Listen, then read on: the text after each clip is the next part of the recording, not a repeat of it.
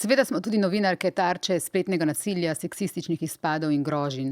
Pride s pravih profilov, pride s fake profilov, pride od politikov, pride od anonimnežev. Jaz osebno sem tarča spletnega nasilja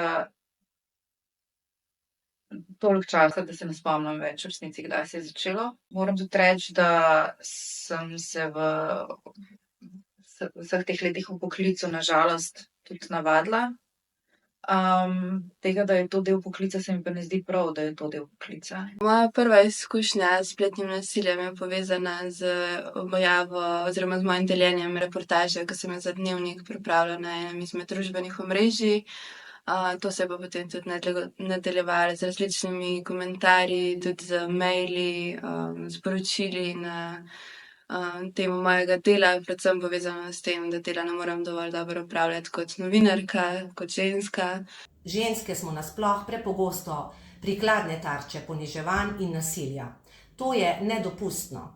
Na nesprejemljivost in da take družbe nočemo, moramo opozarjati vsakič znova, tudi ko se zazdi, da negativno preglasi ta naša opozorila.